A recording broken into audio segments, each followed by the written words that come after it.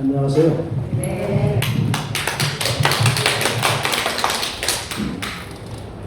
2, 3일 좀 쌀쌀했죠? 네. 갑자기 겨울이 오나가는데 사람들이 막 두꺼운 오피코트도 입고 나오고 그랬더라고요. 오늘은 뭐 아침에 좀 쌀쌀한 것 같더니 날이 다 풀려서 예년의 정상적인 기온이 있긴 것 같습니다. 이렇게 건강한 모습을 뵐 수 있어서 참 자연스럽습니다.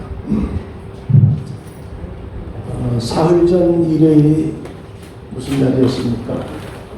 한글날. 이제 10월 9일 한글날이었습니다. 그래서 우리가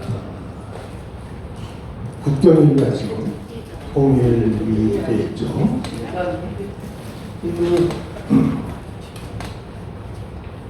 태극기를 제가 이제 개양을 했어요.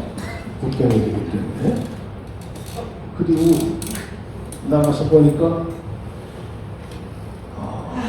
아파트 단지에 딱 한 집이 국기를 개양했더라고요. 저희 집이었어요. 그래서 물론 그날 비가 좀 왔습니다. 그렇지만 좀 마음이 섭섭하더라고요. 왜? 굉장히 중요한 한글날을 우리가 기념하고 그런 글을 가지고 있는 우리 감사해야 될 텐데 거기에 대해서 물론 감사들 다 하셨겠죠. 비가 오니까 안 타셨겠지만 그런 생각이 들었습니다. 내년에는 이제 꼭 타세요. 네.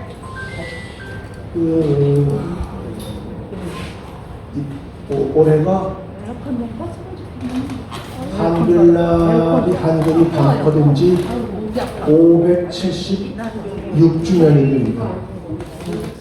1446년에 반포가 됐거든요. 그러니까 576주년이에요. 그래서 사흘이 날이 지났지만 이렇게 576년 전에 세종대왕이 이렇게 만들어 주신 한글. 그래서 오늘은 한글에 대해서 좀 얘기를 해볼까 합니다. 한글에 대해서는 뭐 누구보다도 잘 아실 거 아니에요, 여러분이. 많이 계속 쓰시잖아요. 보고 쓰고 읽고 뭐 다 하시잖아요. 그런데 우리는 그냥 보고 쓰고 읽고 하지 이것이 얼마나 위대한, 얼마나 우수한 글인가에 대해서는 잘 평소에 못 느껴요. 왜? 우리가 그냥 늘상 쓰는 거니까 이것이 얼마나 소중하고 얼마나 중요한 건가 하는 것을 잘 못 느낀단 말이죠. 그래서 여러분이 다 아시는 내용이겠지만 한글날 즈음에서 한글에 대해서 한번 의미, 좋은 의미, 또 뛰어난 점 이런 것들 한번 생각해 보는 것은 굉장히 중요한 일이 아닌가, 의미 있는 일일 것이다 이렇게 생각을 합니다. 우리가 이 한글을 자랑스러워해야 할 것은 세계의 언어가 2,900개 정도가 있대요. 그 중에서 이제 가장 뛰어난 그런 언어로 이제 선정이 됐죠.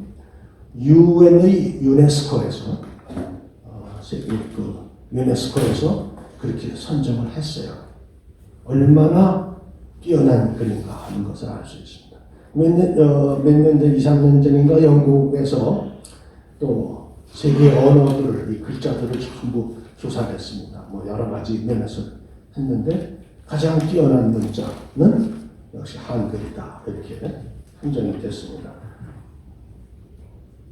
한글에 대해서 이제 좀 살펴보겠습니다. 한글이 갖고 있는 이제 여러 가지 위대한 특장점, 특징, 장점 이런 게 많이 있어요. 다른 언어하고 달리 우리 한글은 창제 연도, 언제 창제되었는가, 또 창제자,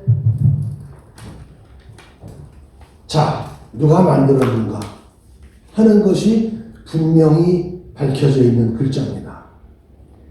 영어가 언제 어떻게 만들어졌는지 잘 몰라요. 이런 계통만 있지 언제 어떻게 만드는, 물론 옛날에 이런 모양을 A로 쓰고 이런 모양을 B로 쓰고 하는 그런 흐름은 있지만 누가 만들었는지, 중국 글자가 어떻게 누가 만들었는지, 어떻게 만들어졌는지 이런 건 몰라요. 그러나 한글만큼은 만들어진 연대, 누가 만들었는가 하는 것이 다 밝혀져 있죠.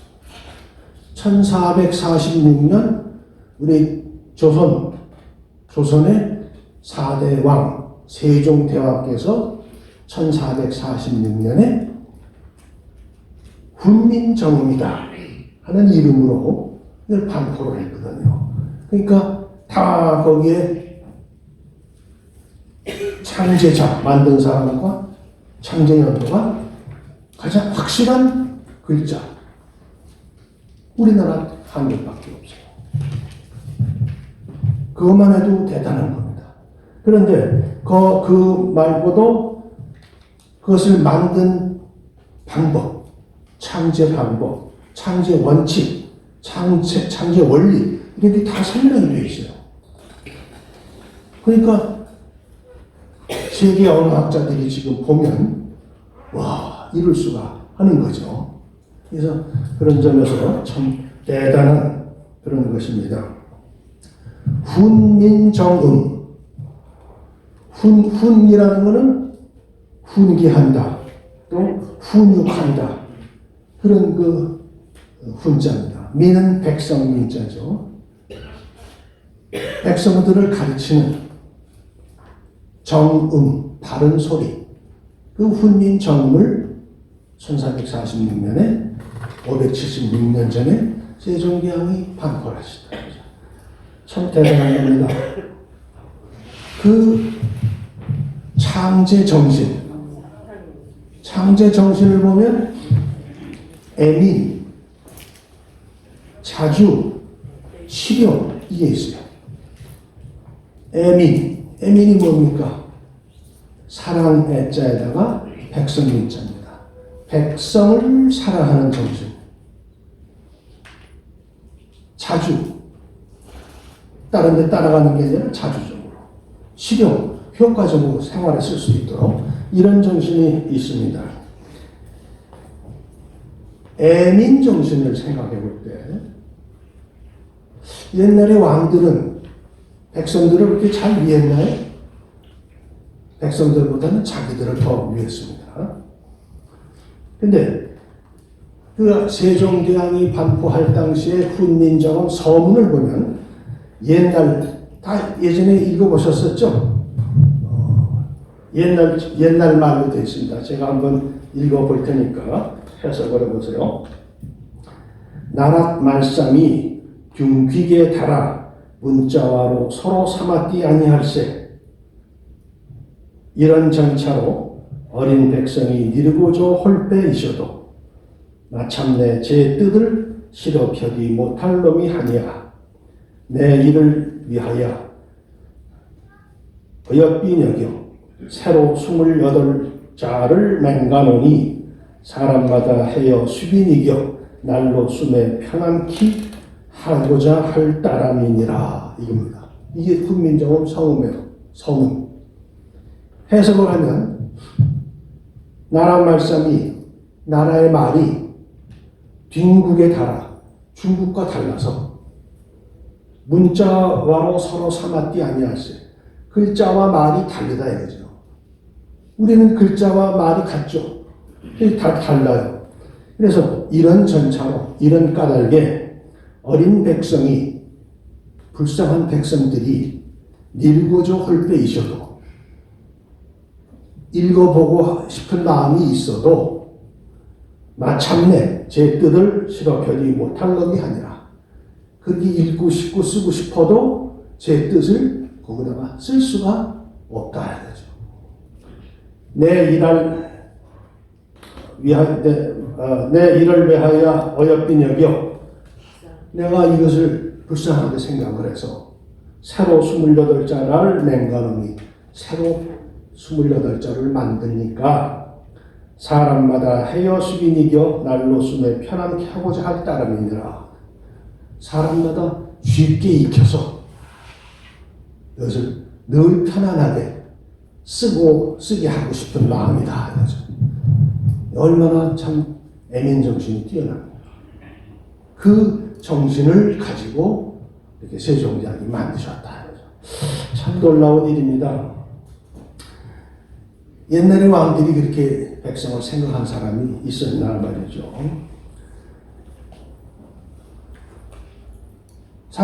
백성들이 읽고 쓰고 싶어도 그걸 못하는 걸 불쌍하게 여겨서 이렇게 글자를 반포하셨다. 대단하신 거죠.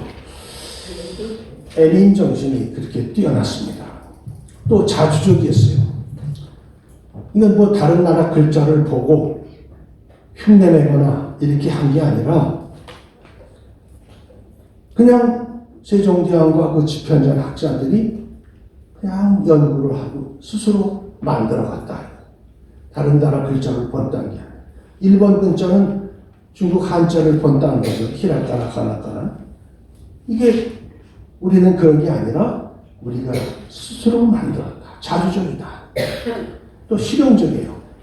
이거는 문자가 적으니까, 숫자가 적으니까 세종대왕이 28자를 만드셨어요. 그걸 조합해서 우리가 쓸 수 있는 거니까 얼마나 실용적이에요. 나중에 다시 얘기하겠지만 우리 한글은 세계의 모든 언어를 다 표현할 수 있어요. 오로지 한글만. 다른 나라 글자는 그건 못합니다. 오로지 한글만이 그렇게 할 수 있다. 참 놀라운 사실입니다. 그러면 말이 먼저냐 글자가 먼저냐? 뭐가 먼저입니까? 말이죠. 세종대왕과 집현전 학자들은 뭘 생각했느냐? 우리가 말하는 거를 그대로 쓰고 싶게 하다. 그래서 상당히 연구를 많이 했어요. 그래가지고 만든 글자가 한글인데 말이 먼저 있고 소리가 먼저 있고 그 다음에 그것을 나타내기 위한 글자를 만들었다. 그것이 그 만든 것이 얼마나 과학적이냐. 과학적으로는 참 제가 늘 그 생각하면 감탄할 정도로 과학적입니다. 그리고 소리의 모양, 이 발성기관, 발음할 때 우리 발성기관 소리 내죠? 그 소리 나는 것의 그 기관의 모양을 헛따서 만든 음성공학적으로 그렇게 만들었어요. 참 놀라운 일입니다. 아까도 말씀드렸지만 온 세계의 말을 다 표현할 수 있는 것은 한글뿐이다 하는 거죠. 여기에는 이제 상형의 원리, 글자의 모양을 가지고 얘기하는 거, 또 가획의 원리, 획을 하나 더 붙여가면서 만드는 거, 이런 그런 기본적인 원칙이 있었습니다. 그 한글의 기본은 자음이 5개고 모음이 3개예요. 요걸 가지고 획을 하나 더 붙거나 겹쳐놓거나 이렇게 해서 글자를 만들 수 있는 정말 기가 막힌 글자입니다.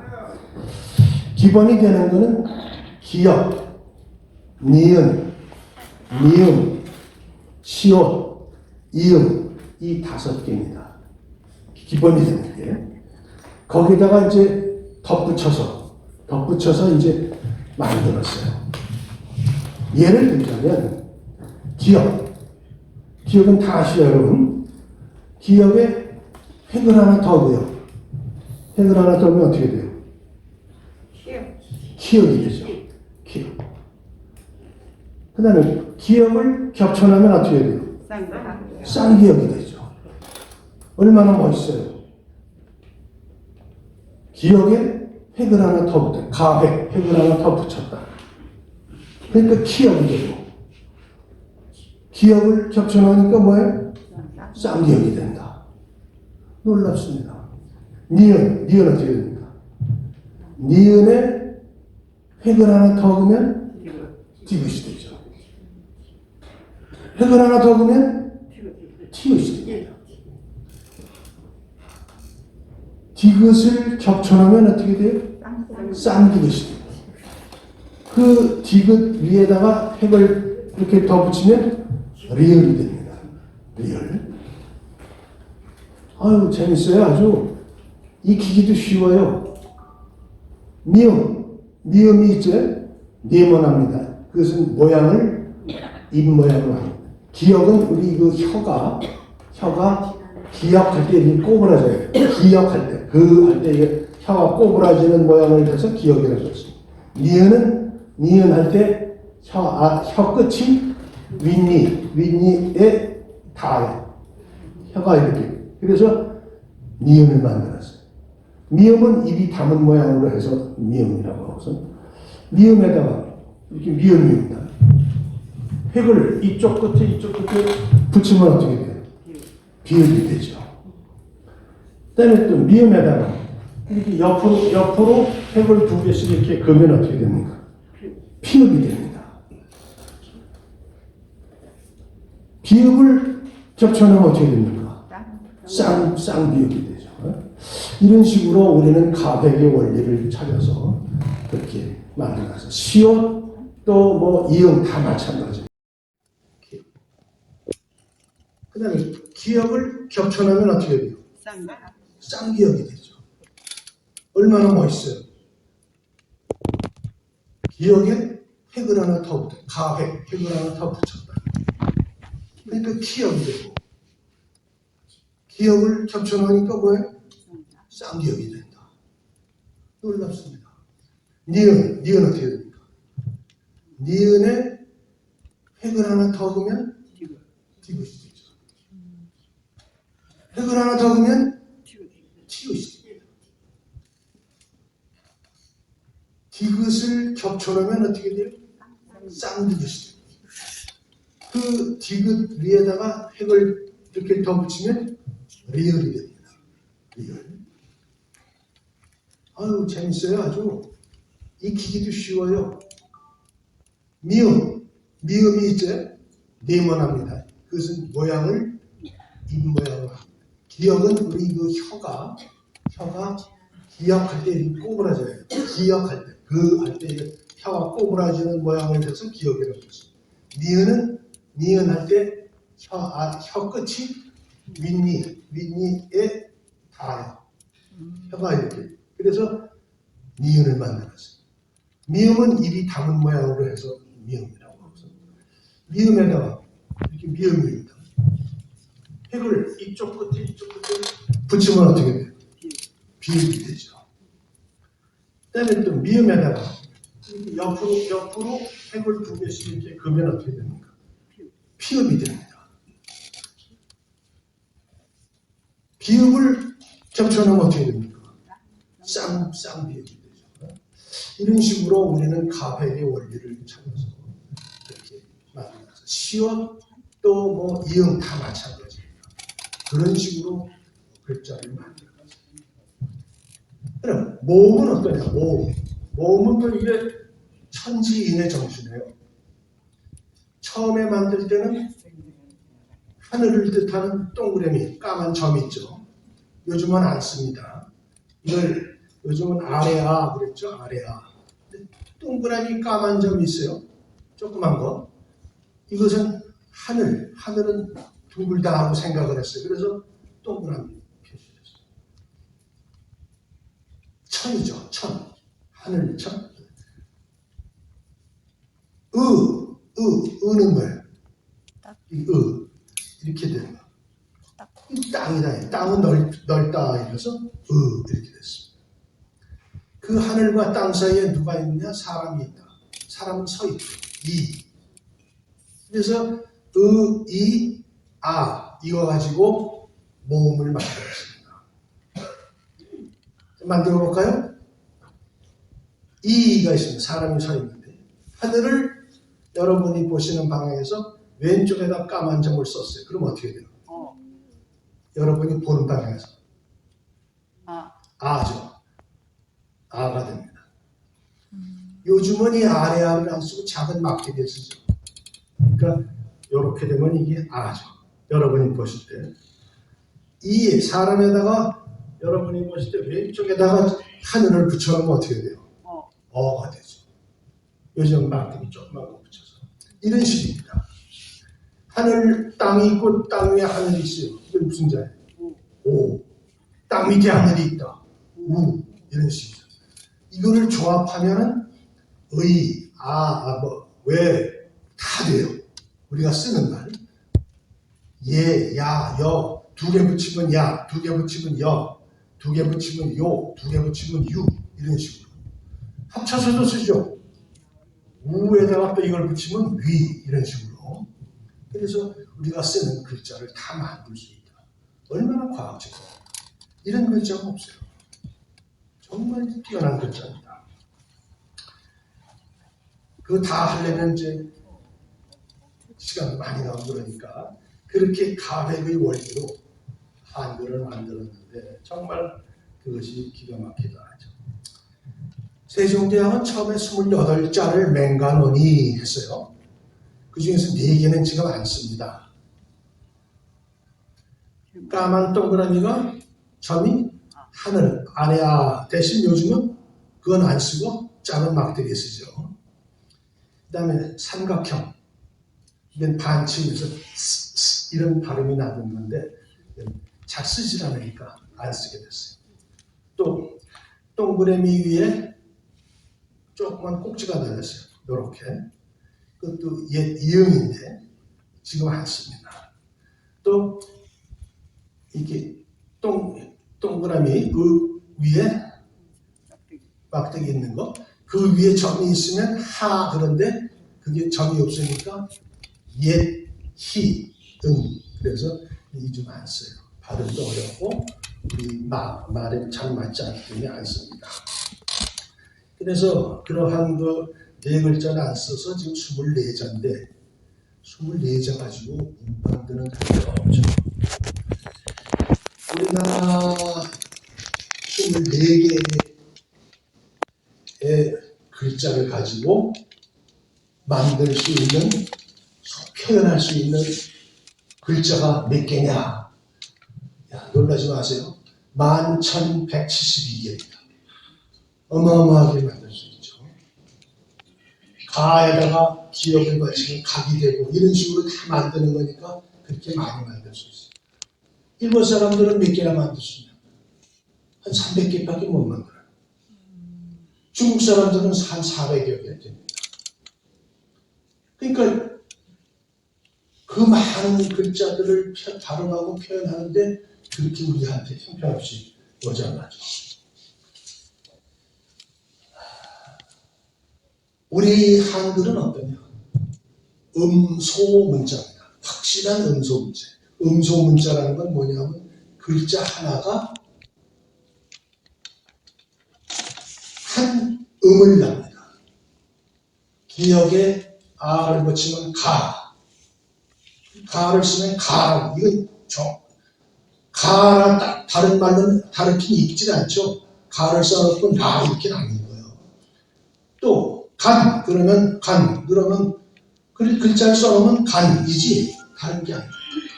음소문자는 적어본 대로 발음을 할 수 있다. 우리나라는 한글은 그런 특징이 있습니다. 다른 글자는 그렇게 못해요. 다른 나라, 다른 언어들은. 그래서 이것이 얼마나 참 편리하고 좋은 글자냐. 그래서요, 국제특허협력조약, 조약에서 한글을 국제공개어로 채택을 했습니다. 국제공개어. 그리고 한글은 세계 기록유산에 등재가 됐어요. 1997년 10월 14일 날 세계 기록유산으로 등재가 됐어요. 또요,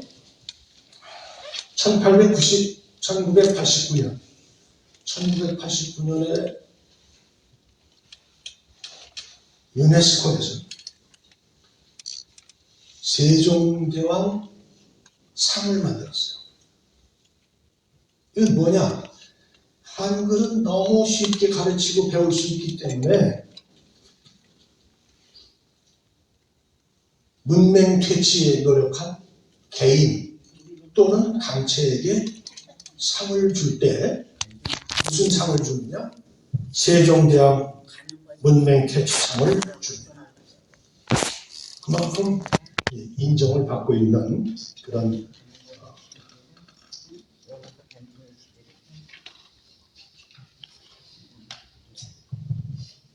한글은 배우기가 쉽습니다.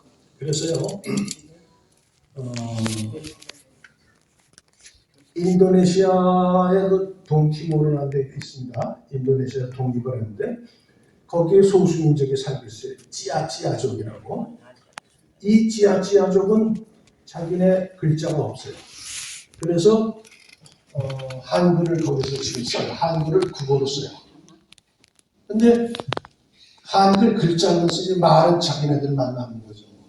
우리나라는 이제 우리나라 말로 그대로 쓰지만 거기는 뭐 무슨 말을 쓰는지 몰라요. 그러나 우리는 읽을 수 있어도 뜻은 몰라요. 왜? 그 말은 찌아찌아족의 말이기 때문에. 그래서 그렇게 한다. 그래서 이 요즘 유네스코에서는 예를 들어서 네팔 같은 나라, 뭐 이런 그 자기의 글자가 없는 나라에는 한글을 쓰도록 권장하는 그런 운동이 있습니다. 한글이 얼마나 잘 하는지 알 수 있죠. 또 지난 시간에도 얘기했었습니다만 미국 텍사스주가 한글을 공용어로 이렇게 채택을 했다는 겁니다. 요즘 더 놀라운 것이 저는 이런 생각이 들어요. 세종대왕이 570년쯤 뒤에 우리 후손들이 잘 살게 하기 위해서 이런 글자를 만드시지 않았나 싶은 게 뭐냐? 컴퓨터를 해보면 알아요. 여러분 저기 이 문자 다 하시죠? 네. 휴대폰에서 이거 쉽게 하시잖아요. 컴퓨터를 치시죠? 컴퓨터의 자판이 우리 몇 개 안 되잖아요. 그런데 중국 사람들이 이걸 자판을 치려면 휴대폰을 하려면 어떻게 하느냐? 중국 글자가 3만 개가 넘어요. 실제로는 10만 개가 넘는다고 합니다. 있는지도 몰라요, 그 사람들. 그래서 많이 쓰는 글자가 3만 개쯤 되나 봐요. 그거를 자판에 올려놓고 써야 돼요. 할 수가 있습니까? 못해요. 그래서 어떻게 하느냐? 영어로 쳐요, 영어. 중국, 나라 국정이다. 이렇게 하는데 그걸 영어로 써.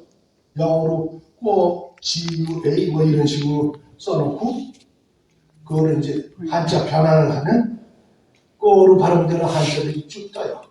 그 중에서 골라서 이렇게 칩니다. 얼마나 힘들어요. 일본은 어떠냐? 일본은 마찬가지예요. 일본은 글자가 102개거든요. 히라카나 가타카나 해서 102개예요. 자판을 볼 수가 없습니다. 마찬가지예요. 세상할 때 세자를 쓰려면 영어로 SE 이렇게 놓고서 치면 세자가 쭉 떠요. 그럼 그 중에서 필요한 글자 골라가는 거죠. 얼마나 편리합니까, 우리? 여러분 문자 보내는데 얼마나 걸려요? 하루 종일 이거 하시나요? 휴대폰 가지고 문자 보내실 때 하루 종일 하세요? 아니요. 금방 되죠? 우리나라에서는 한 번 보내는데 5천 문제인데요. 한 문장 보내는데. 그런데 중국 사람들, 일본 사람들은 35초, 40초, 7배 이상 시간이 걸린다. IT라는 게 뭐예요? 인터넷, 이런 그 정보통신 기술. 이 사회에서는 뭐가 중요해요? 빨라야 돼요. 빠른 게 중요해요. 그러면 우리는 5초 문제인데 중국, 일본은 35초, 40초 걸립니다. 누가 이겨요? 우리나라는 세종대왕이 정말 기가 막힌 글자를 만들어 주셔서 어때요? 쉽게 하잖아요. 우리는 영어 놓고서 한글로 바꾸지 않잖아요. 컴퓨터 자판 얼마나 쓰기 편합니까? 그래서 한글은 좀 대단한 것이다. 중국에서도 이제 일본에서도 빨리 치는 그런 그 타이핑이 있는데 그건 이제 복잡하고 그리고 전문가들만 하기 때문에 일반인들은 못합니다. 그러니까 우리 정보통신 시대, IT 시대에는 빠른 게 중요하기 때문에 우리나라가 인터넷 강국이 된 것도 세종대왕님 덕분이에요. 빨리빨리 할 수 있으니까. 그리고 우리나라 국민들이 어때요? 부지런하죠. 또 바쁘죠. 빨리빨리 하잖아요. 빨리빨리 하는 게 우린 적당하다. 참 얼마나 좋습니까? 참 좋아요. 생각할수록 좋습니다. 또 말레이시아를 한번 볼까요? 말레이시아는 언어가 여러 개예요. 그럼 자판은 어떤 걸 써야 돼요? 이게 문제죠. 우리나라는 음성 밑에 딱 써놓으면 그게 무슨 글자 쓰든지 의미 하나잖아요. 예쁘다 하면 예 써면 예지 야가 아니잖아요. 영어도 음성 문자입니다. 그런데 소리 문자예요. 근데 영어는 어때요? 조합하기는 쉬워요.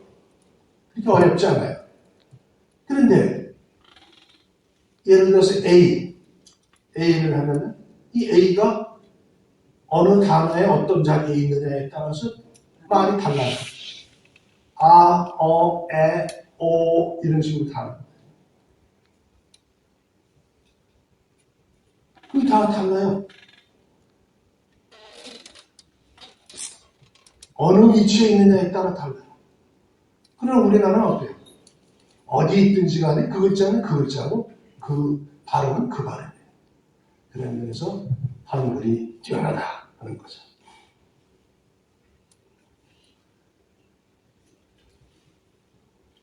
또 영어 같은 경우는 그 알파벳 A 같은 걸 쓰고 그러지만 또 S 뭐 이런 거 다 쓰지만 스페인어, 이탈리아어, 독일어, 영어, 프랑스어 다 비슷비슷한 알파벳을 사용하지만 나라마다 다 달라요, 발음이. 같은 S를 놓고도 다르고 그래서 그 도금이 다르고 하기 때문에 한글처럼 이렇게 위대한 것이 없다. 세계 언어학자들은 그렇게 얘기합니다. 가장 세계에서 배우기 좋고 또 과학적이고 체계적이고 조직적인 이런 은뜸이다 이렇게 표현하고 있고 그래서 우리나라는 문맹률이 거의 제로에 가까워요. 다 누구나 읽고 쓰고 있어요. 거의 대부분의 사람들이 그러면서 그런 것이 바로 국가 발전의 원동력이 됐다 하는 생각을 해볼 수 있습니다. 우리나라는 말이 어떤 거든지 세계 언어든지 다 표현할 수가 있죠. 예를 들어서 맥도날드 하면은 맥도날드 아시죠? 햄버거 같은 거. 맥도날드 영어로 McDonald 이렇게 써놓고서 맥도날드 미국 사람들이 맥도날드 있지만 우리도 한글로 맥도날드를 쓸 수가 있어요. 근데 중국 사람들이 그걸 맥도날드라고 쓸 수가 없어요. 마이딩로 이렇게 되어 있어요. 일본 사람들은 어떻게 해요? 마크도 나이도 그래도 그걸 발음을 다 쓸 수 있는 게 한글뿐이다. 이러면서 얼마나 좋은지 참 우리가 한글날을 즈음해서 우리 한글에 대한 우수성 또 과학성, 창조성 뭐 좋은 말 다 붙여도 됩니다. 이런 글자가 없다. 그래서 다시 한번 우리 한글에 대해서 자부심을 갖고 사랑하고 또 자랑하는 이런 우리의 글자가 되자. 앞으로도 우리 한글을 더 사랑하자. 세계의 공용어가 될 수 있도록 하자 하는 생각을 하면서 여러분 다 아시는 얘기였겠지만 한번 정리해 봤습니다. 우리 한글을 더 사랑합시다. 네. 수고하셨습니다.